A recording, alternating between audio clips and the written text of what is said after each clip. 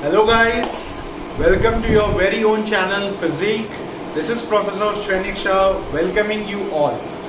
Physique channel पे आप सबका स्वागत है. Guys, आज हम जो चैप्टर रिवाइज करने वाले हैं, it's kind of one of the important chapter and that is going to be wave optics. Yes, guys, wave optics की जो शुरुआत है, जो start है, it's more of theoretical. So let's understand and recollect the theoretical points also. Okay, because that can be useful for your MCQ exams. So let's begin. Guys, सबसे पहली चीज आती है Newton's corpuscular theory, where Newton suggested that the light travels in the form of particles known as corpuscles, and those corpuscles, when they impact on our retina, we can say we have the sensation of vision, and at the same time we can say the different size of corpuscles gives you different colors. Okay, then according to Newton, since the particles are too small and they travel with a very great speed, it's highly rarely affected by the gravity, and therefore I can say they can travel along a straight line, and that is how Newton explained rectilinear propagation of light. Now according to Newton, the reflecting surface of light have a property to repel the corpuscles. So when the corpuscles try to come closer to the reflecting surface, they repel them to bounce back, and that is how the reflection takes place. And according to Newton, I can say for refracting surface, they have a property of attracting corpuscles. So when the corpuscles comes near the refracting surface, they get attracted, so they go inside the refracting surface on the other medium. But here he said that because of the attraction, we can say the speed of light in the denser medium is greater than the speed of light in the rarer medium, which was experimentally proven wrong. Okay, Newton, with the help of his corpuscular theory, could not even explain partial reflection and partial refraction.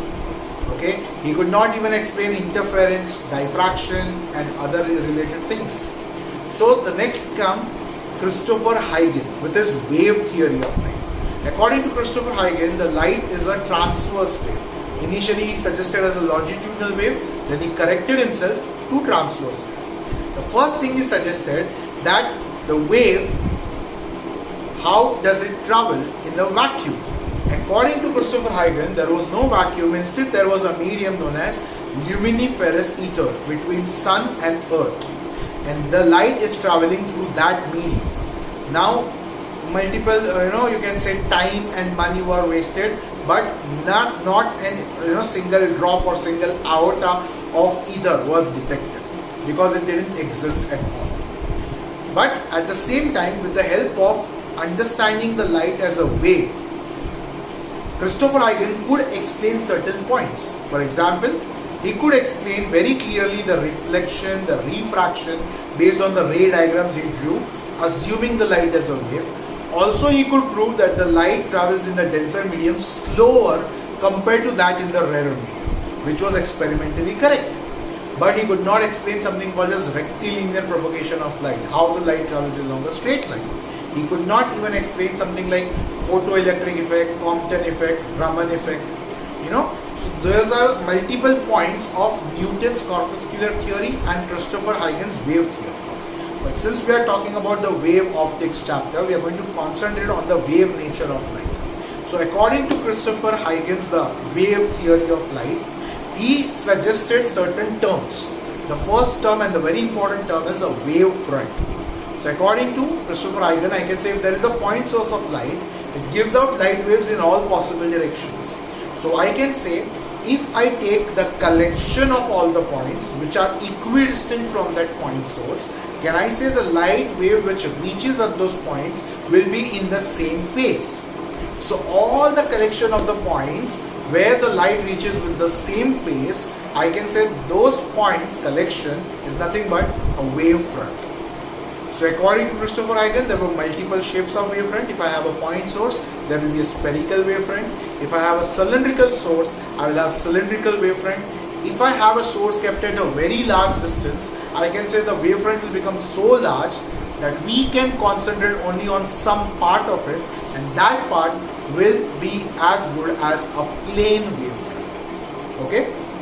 So we have three categories of wavefront according to Christopher Huygens: spherical, cylindrical and plane wavefront.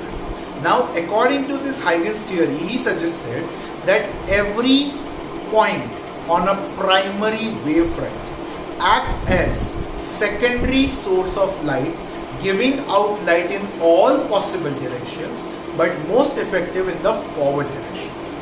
Using this concept, we can draw the diagrams of different types of wavefront also. But according to him, according to Christopher Huygens, of course, he also suggested there is something called as wave normal.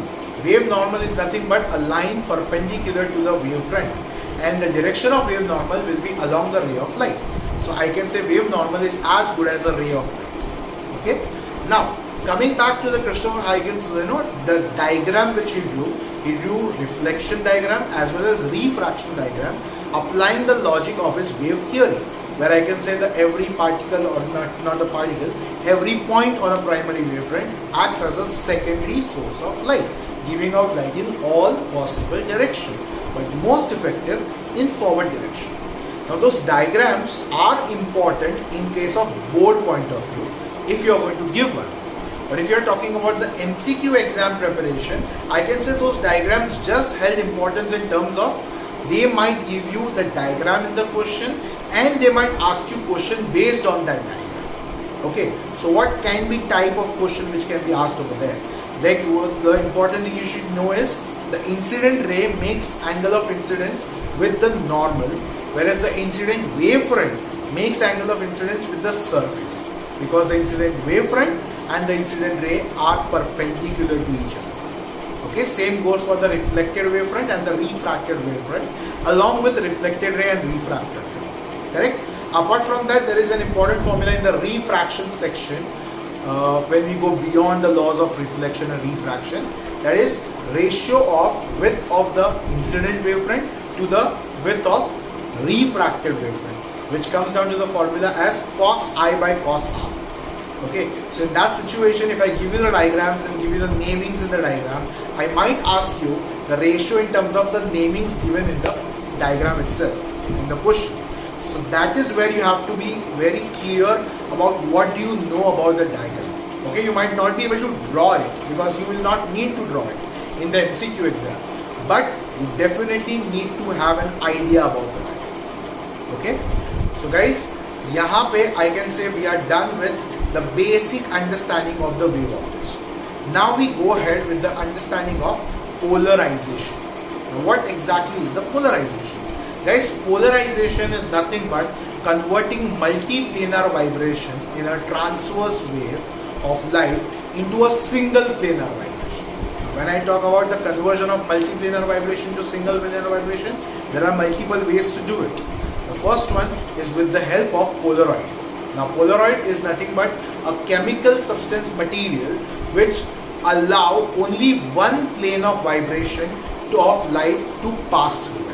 Okay, so you can say if we talk about the electric field and magnetic field vector, the electric field vector का multiple vibrations में से only one plane of vibration will be allowed to pass through that Polaroid. So I can say if I have kept a Polaroid and allowed a unpolarized light to pass through it, the light will get polarized and the vibration will be restricted to only one plane.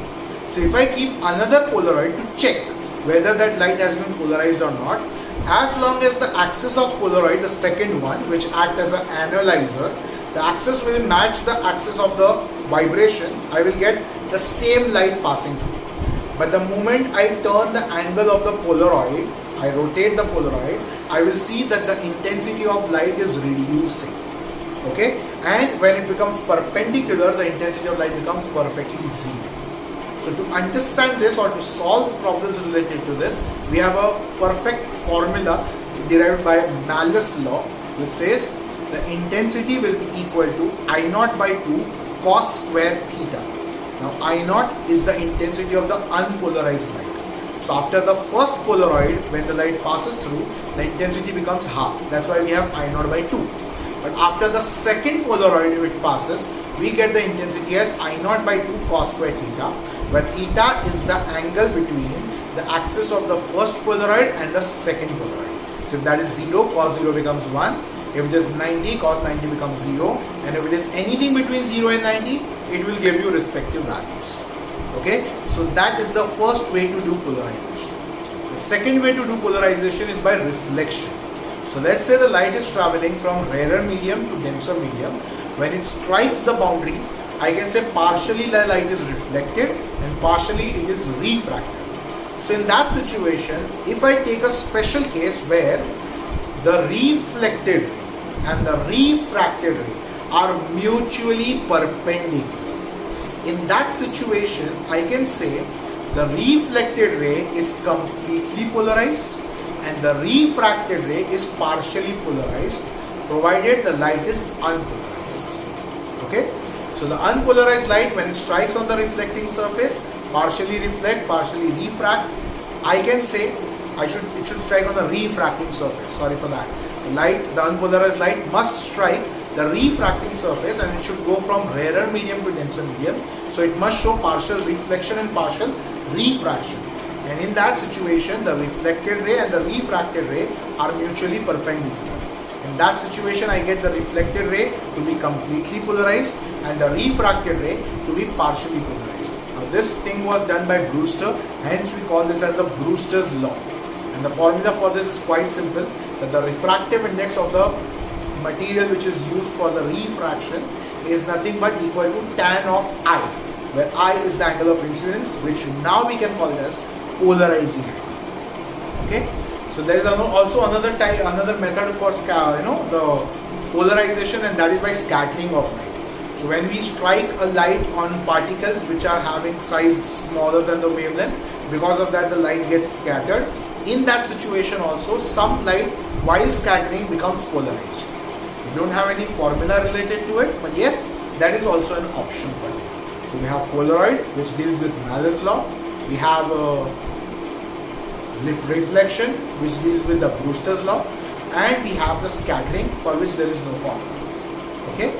Obviously, beyond this, we are going to deal with interference of light. Correct? But before that, one point we can apply, that is Doppler effect of light. Yes. When I talk about Doppler effect of light, it's as good as Doppler effect of sound. But the most important difference between the two is going to be that the speed of sound is not extremely high, whereas the speed of light is a universal constant and it's extremely high value. Like no body can move with the speed of light, but there are bodies which can move with the speed of sound. Okay, so Doppler effect of sound goes with a very simple and a straightforward application. But Doppler effect of light is little bit complicated. That's why we only rely on the relative velocity between the source and the observer, rather than comparing the velocity of the source and observer individually with the speed of light. Okay, because they will be hardly be comparable. So what we have a basic formula to apply is the relative change in the wavelength is equal to the relative change in the frequency, and that is equal to the relative velocity upon the speed of light. And please remember, if the objects are coming closer, the source and the listener or the observer is coming closer, I can say the frequency is going to increase, the wavelength is going to decrease, and we are going to see a blue shift. And if the objects and the source and the observer are going away from each other, in that situation the frequency is going to decrease, the wavelength is going to increase, and we are going to see a red shift. So Doppler effect, we have a very simple and straightforward formula and a very simple red shift and a blue shift logic. So now to understand interference, first we need to understand something called as principle of superposition of waves. You already know that when two waves arrive at a point simultaneously, the displacement produced by one wave is independent of presence of any other wave at that point. And at the same time, the net displacement of the particle at that point, I can say, is equal to the vector sum of all the individual displacements produced by the individual waves. Correct?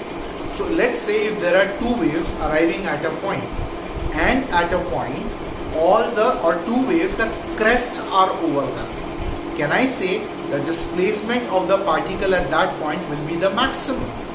And if I say there is a point where I see the crest and troughs are overlapping for the two waves, I can say the net displacement of that particle will be going to be the minimum, and if in case the amplitude of the crest and trough are equal, the net displacement of that particle will be 0. So here can I say at some point I get the displacement to be the maximum, and at some point I get the displacement almost to be equal to 0. In this situation, we need to understand that this process of redistribution of energy to be maximum at some point and minimum at some point is called as interference. And where I get that maximum displacement or the maximum energy, I can call that point of interference as a constructive interference. And where I get the minimum or almost zero energy, I can say that point is a case of destructive interference. So when a crest is overlapped with crest or trough is overlapped with trough, we get constructive interference. And when a crest is overlapped with a trough or vice versa, we get destructive interference. Okay, I hope this one thing is very clear to you. Now, when I go for principle of superposition of waves, I can assume that there are two waves arriving at a point. So if I say the equation for those two waves is like y1 is equal to a sine omega t plus kx, and say y2 is equal to a sine omega t plus kx, where a and a are the same, or I can assume it as a1 and a2, so two different amplitudes. In that situation, when the two waves arrive at a point, I get the resultant amplitude as root of a1 square plus a2 square plus 2a1 a2 cos phi. Where phi is the phase difference between the two incoming waves. Okay. Now instead of that amplitude, if you want the resultant formula in the terms of intensity, I can say the resultant intensity is going to be I1 plus I2 plus 2 root I1 I2 into cos of phi, where again phi is the phase difference and I1 and I2 are the individual intensities. Now what if both the sources have the same intensity? In that situation, I can say the formula becomes the resultant intensity is equal to 4 times the individual intensity into cos square phi by 2, where again the phi is the phase difference. Now why this phase difference is so very important? Because the moment you change a phase difference, I can say, or the moment you change the phase of individual wave, I can say the overlapping section of the two waves will differ. So sometimes it might happen that the crest is overlapping with the crest, you change the phase say by pi by 2, and now you see that the trough is overlapping with the crest, or part of the crest is overlapping with the trough. Okay, and if you change the phase by pi, I can say crest become trough, trough becomes crest, because of which जहाँ पे crest और crest का overlapping हो रहा था, अब वहाँ पे crest और trough का overlapping होना शुरू हो जाएगा, and जहाँ पे destructive interference हो रहा था, वहाँ पे constructive interference होना शुरू हो जाएगा. So you have to be very clear about the phase difference. And phase difference we can determine using path difference with a very simple formula that the phase difference is equal to 2 pi by lambda into the path difference. So let's say there are two sources of light from where the light is coming or reaching at one point. So can I say the path covered by light source 1 as say path 1 and the path covered by the light source 2 as say path 2. The length of the path 1 and 2, we know it. If you take the difference between those two lengths of the path, we get nothing but as path difference. And the moment we multiply it by 2 pi by lambda, we get nothing but the phase difference, which helps you to find the resultant amplitude at a point or the resultant intensity at that point. Are we getting this? Now, when we want to perform the interference experiment, we would like to see a steady interference pattern on the screen. Now, if you want the steady interference pattern, there are certain conditions which we must fulfill, especially for Young's double slit experiment. Okay, so in the case of Young's double slit experiment, I hope you know that there is one slit or one cardboard in which we have a slit from where the main source of light is coming. Afterwards, there is another cardboard where we have two slits, and from there the first light is getting again you can say starting from the two slits as the two secondary source of light. Okay, and those two source of light or the secondary source of light is starting interfering and produce an interference pattern on the screen. Now why did we actually do that? Why we took the first cardboard and then the second cardboard? To make sure that the first wave divides into two independent waves. That's because we want the sources to be coherent. Now, what do I mean by that coherent? Coherent means the two sources must have a constant or a zero phase difference. Okay? Because practically when a source of light gives out a light wave, its phase keeps on changing. So if I use two separate sources of light, their individual phase will keep on changing, so their phase difference will also keep on changing. We don't want that. Hence we use a constant one single source, and from that one single source we are making two sources of light which are next interfere. And for that we require something called as coherent sources. And that is the reason we do this one source is dividing into the two of them. Okay? So the sources must be coherent. Second, the sources of light or the light must be monochromatic. Please try and understand, if the light is polychromatic, then I will have different colors overlapping each other, giving rise to different color pattern altogether. I want an interference pattern where I get a bright band for constructive interference and dark band for destructive interference. But if I have multiple colors, I will get a colorful pattern where in the center there might be a white color, but on the other sides there might be colorful bands instead of bright and dark bands. So it will not be helpful for us to understand the interference pattern. So light must be monochromatic. Third, light must be polarized in the same plane, right? So if one is the vertically polarized, the other has to be vertically polarized. Only then I get a proper constructive or destructive interference. Then the distance between the two slits must be very small, and the distance between the slit and the screen must be very large. So it gets to interfere with for a very initial part itself, and it gets to interfere for a very long distance. तो start of interference बहुत जल्दी हो जाएगा और interference करने का मौका बहुत ज़्यादा मिलेगा. So based on that we get a proper interference pattern on the screen. Okay, now apart from this we need to make sure that the light are traveling in the same direction. Of course that goes without saying, only then they can perform the interference which will give us the interference pattern. Correct? So these are certain points which you need to take into consideration if you want a steady interference pattern. Now if we are using the Young's double slit experiment, there are certain symbols which we need to be familiar with. The first one is small d, which is nothing but the distance between the two slits which are using as a secondary source of light. Then there is a capital D, which is nothing but the distance between the slits and the screen. Okay, generally the capital D is huge and small d is as small as possible. Then there is something called as lambda, which is nothing but the wavelength. Then there is something called as capital X, which talks about fringe width, the width of the band which is formed on the screen. Whether it's a bright band or a dark band, the width is going to be the same in case of interference. And the small x, which we are going to generally use as a distance of a given point on the screen from a point known as central bright band. Okay, so if I have two slits, there is going to be a point on the center of a screen which is going to be equidistant from both the sources. Hence I can say the path will be same for both the sources, so the path difference will be 0, hence the phase difference will be 0, and hence that point will always be a bright point. And since it is at the center, we call it as a central bright band. Okay, so whatever distance on the screen we measure for any point, we measure it with refer to the central bright band. So whenever we talk about the x as a distance of one point from something, that something is always central bright band. Okay, so now based on the different path difference and path difference and phase difference, we can analyze where we will get constructive interference and where we will get destructive interference. So let's go ahead with that part. Now we know for constructive interference it is important that the crest and crest or the trough and trough overlaps.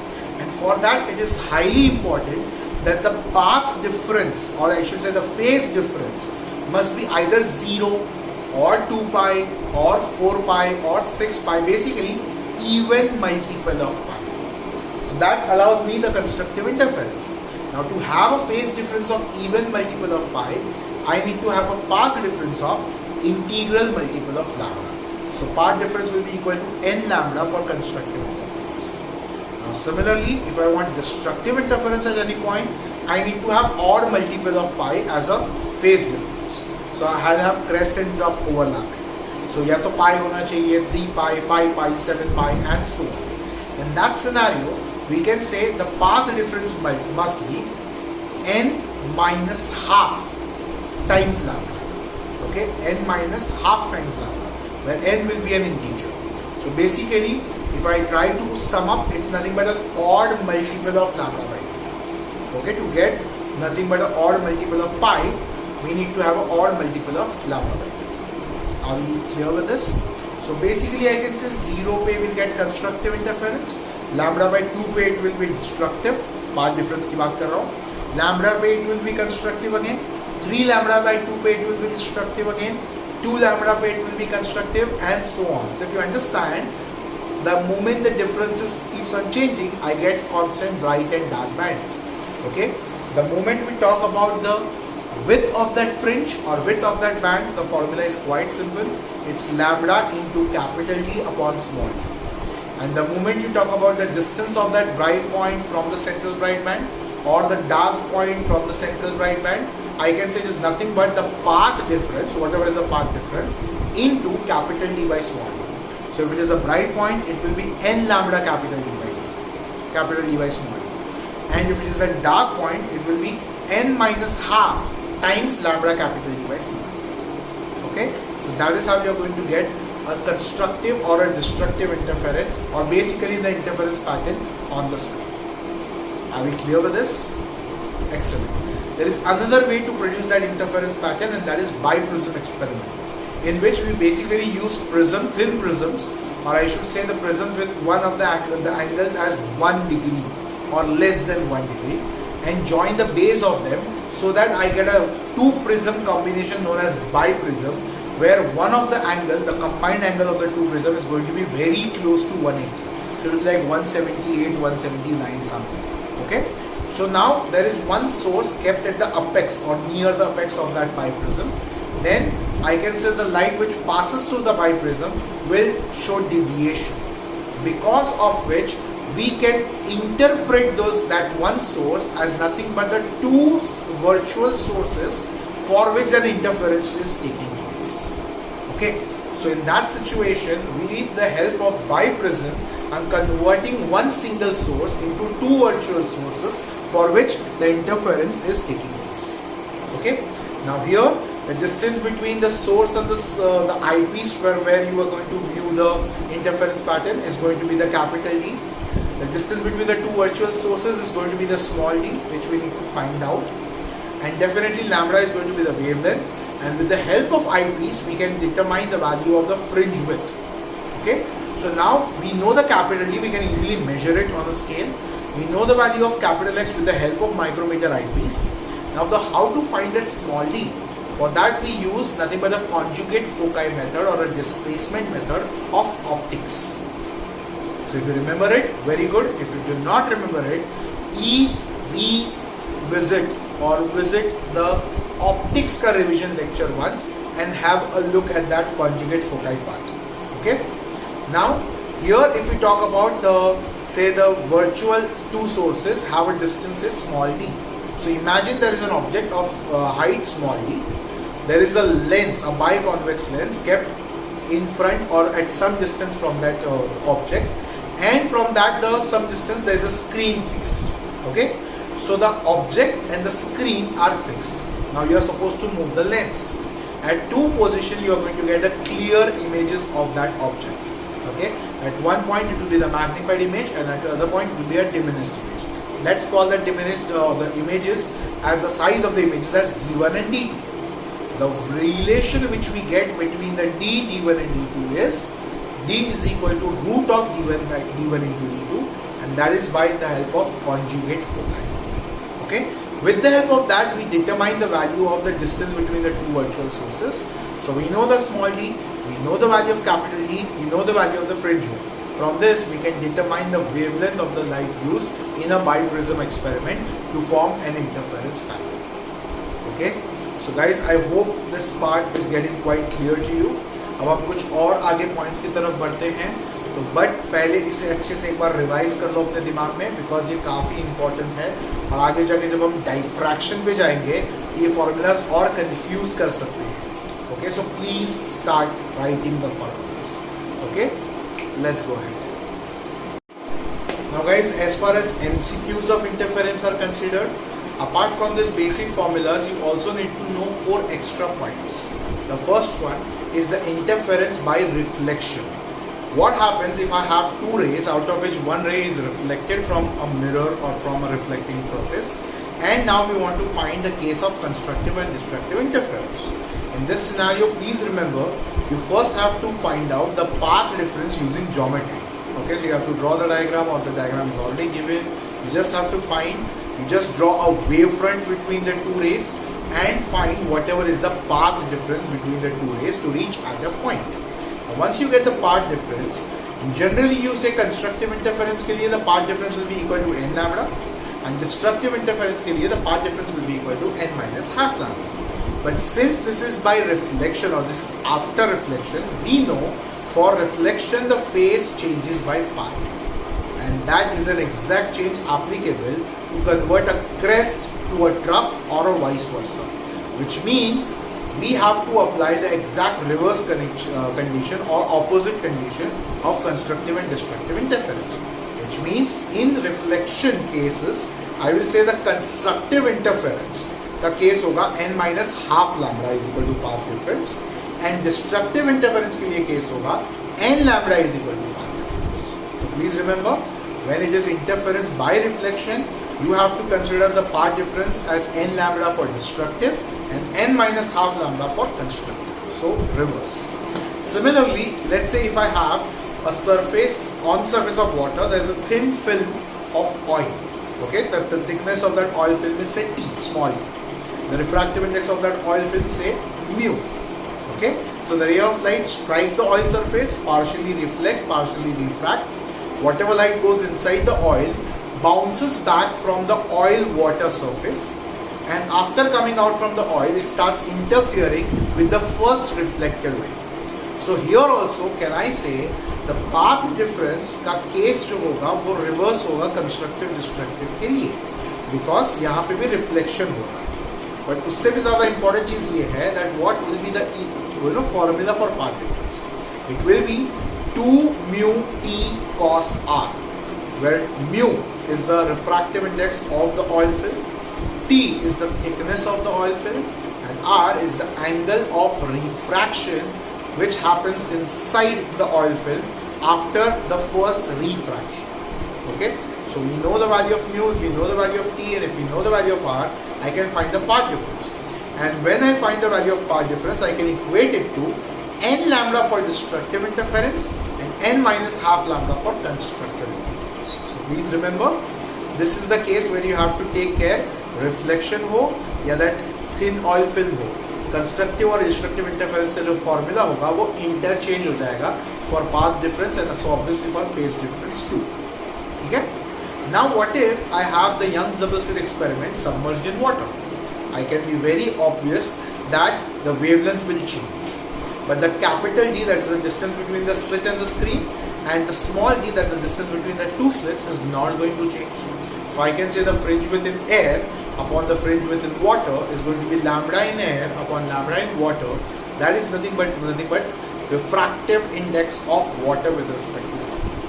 Okay, so we can directly get the value of the fringe width in water.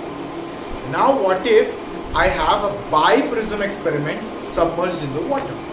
In that situation, you need to understand that the lambda will definitely change. But apart from lambda, even the distance between the two virtual sources will also change, because the two virtual sources are formed because of the refraction by the biprism. And when I submerge it inside the water, I can say the surrounding medium of the biprism will change.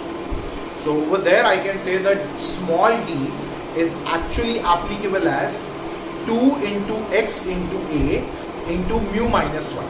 Now here what is x? The distance between the slit and the biprism, which is fixed. What is a? Angle of the biprism, which is a, again a constant. And what is mu? And that is the refractive index of biprism with respect to surrounding. Yes, that is changing. Initially the surrounding was air, and then the second case the surrounding was water.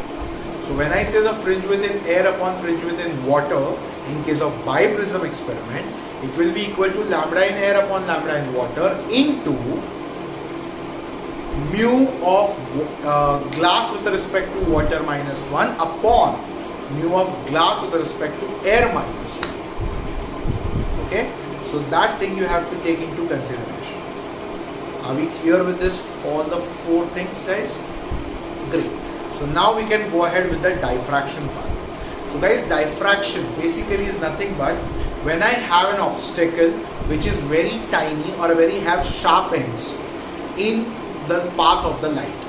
The light is going to bend at that corners towards the shadow region, which means generally if I consider that the light travel in a straight line, and if I have an obstacle in between, the light must just travel like this. But because of the diffraction property, I see the light bending towards the shadow region. Generally this area would have been dark, but because of this bending, I will see some light in that region also. And this process is called as diffraction. Now to study this, what we do is we take a cardboard and make a small slit in it. Okay, one single slit, but it will be not as narrow as the two slits which we use in a Young's double slit experiment. In the double slit experiment, they are kind of a pinhole. Here it's going to be like a cylindrical slit. Okay, so let's say that the width of the slit is A, small a. Okay, now when the light passes through it, there are two cases of diffraction: Fresnel diffraction and Fraunhofer diffraction. In case of Fraunhofer diffraction, we can assume that the light coming is from the infinite source. To make it work, we put a source of light very close or at the focal length of the lens. So after the lens, the light becomes parallel to each other, so it's as good as a plane wavefront. Now to see the diffraction pattern on the screen, we use another lens to focus it on the screen. Okay, so we need kind of two lenses to make Fraunhofer diffraction work. But if we talk about the Fresnel diffraction or Fresnel diffraction, whatever we want to pronounce, I can say the object is quite close, so we get cylindrical or spherical wavefront, and so we do not need any lens to concentrate the the ray of light or the wave at one point. We can directly get the pattern on the screen.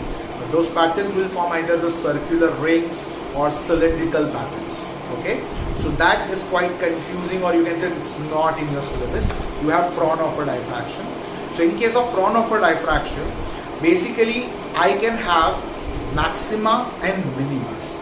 Okay, the major difference over here is, please understand with respect to interference pattern over here, I have A sine theta as the path difference, the standard formula which I'm going to use. A sine theta as the path difference. Okay, now here to get a diffraction pattern minima, please remember minima, it looks like it is equivalent to a dark band in the interference pattern, but it's not.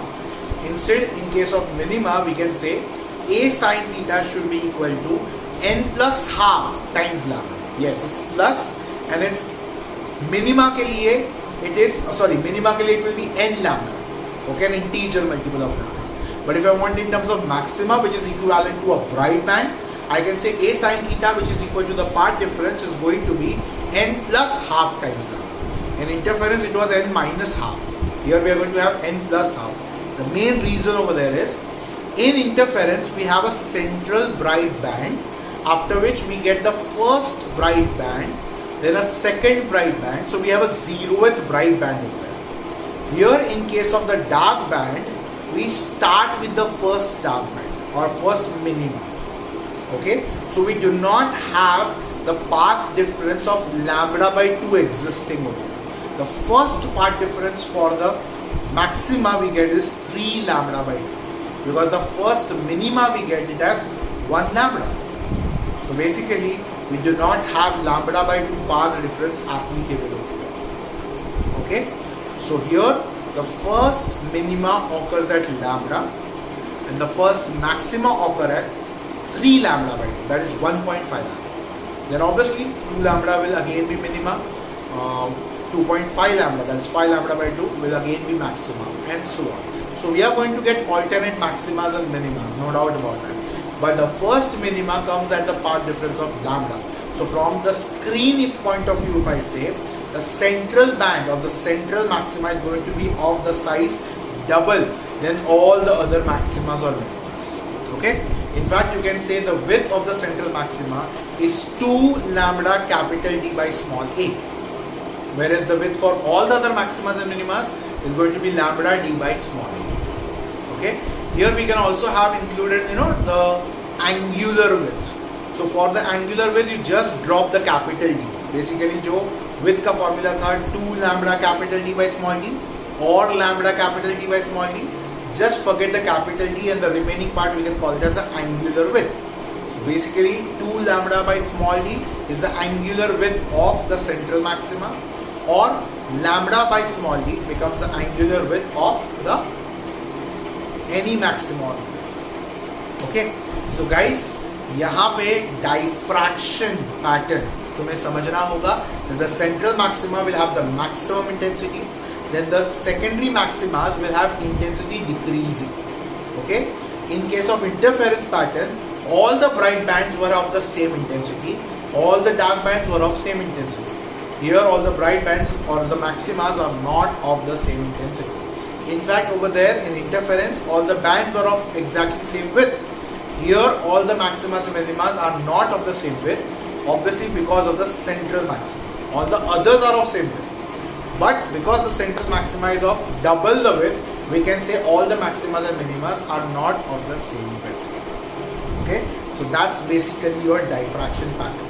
So in diffraction pattern, please remember we have one slit which we can segregate into 3 parts, 4 parts, 5 parts, 2 parts, any number of parts. And based on that number of parts which is divided, we get to see the secondary maxima, the first maxima, third maxima, or second minima, or whatever you want to find. ठीक है? अब बात आती है resolving power की, for which you need to understand Rayleigh's criteria. Okay? Rayleigh's criteria is quite simple. It says if I have 2 objects placed at a very long distance from my eye, those 2 objects, when it allows the ray to pass through my eye, the eye lens will also have the boundary which is sharp. So they are also going to produce diffraction pattern on my retina. So there are going to be 2 diffraction pattern for 2 objects. Now those 2 diffraction pattern might overlap with each other, correct?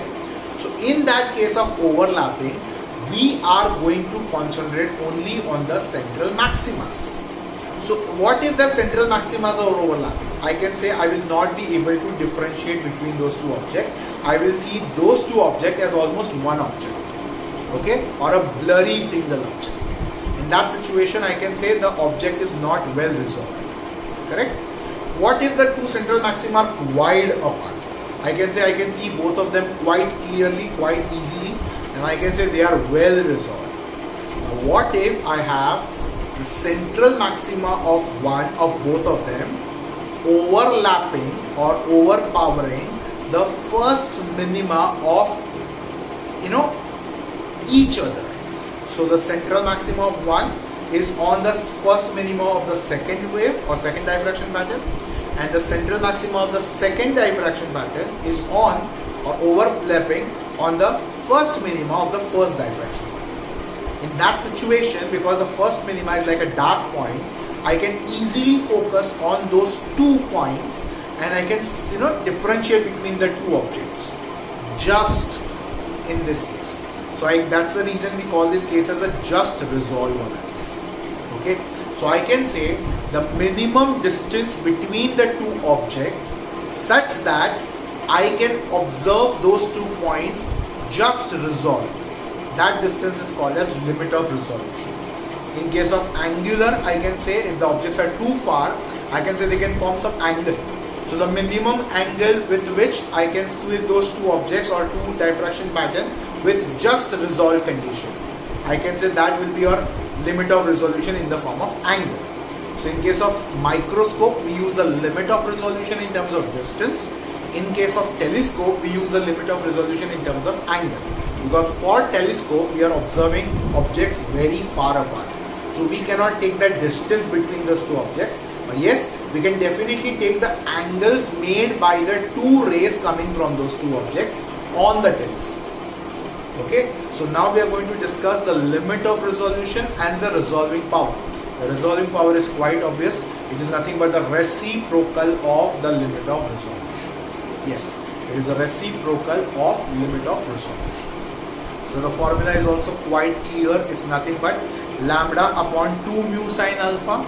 Yes, lambda is the wavelength, mu is the refractive index used in the compound microscope, and sine alpha is the angle of resolution. So basically lambda upon 2 mu sine alpha mein the 2 mu sine alpha is called as numerical aperture. Okay, it's just a value calculated as a numerical aperture or assumed as a numerical aperture. Now we also need to understand what if the light or the source or the object which we are looking at, they are self-luminous. If that is the case, then there is a small correction in the formula. Instead of writing lambda upon 2 mu sine alpha, we write it as 1.22 lambda upon 2 mu sine alpha. Now for the case of telescope, we have a formula directly as lambda upon capital D. Right? D is the diameter of the telescope. Right? Definitely D is the aperture of the telescope also. Right? And again over there, if the objects we are looking at, they are self-luminous, which is majorly a case in this case, because telescope, say we look at the stars which are self-luminous, correct? So we generally use for telescope, instead of lambda, we use 1.22 lambda by capital. Okay guys, so I hope this is quite obvious. These are both the formulas for the limit of resolution. If you take the reciprocal of them, you get the resolving power. Okay, so resolving power of the compound microscope and the resolving power of the telescope. That helps you to segregate or separate the two objects which are very close by, to differentiate between them. So that's the basic idea of resolving power. So guys, यहाँ पे the wave optics part gets over. I hope I've covered each and every point, and I hope you have enjoyed watching this, and I'm sure you're writing down all the formulas, the important points, so that it's going to help you to revise the chapter again and again before the MCQ exams. Okay, so please make sure to write the formulas and to practice it multiple times.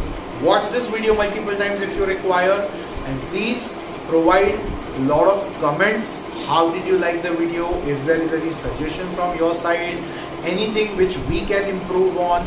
And at the same time, make sure you like the video, you give us the bell icon along with the subscription button, so that subscribe करो हमें, and bell icon दबा दोगे तो हम जितने भी videos upload करेंगे तुम्हें notification मिल जाएगा. Okay guys, so please make maximum use of this. Thank you very much. Bye everyone.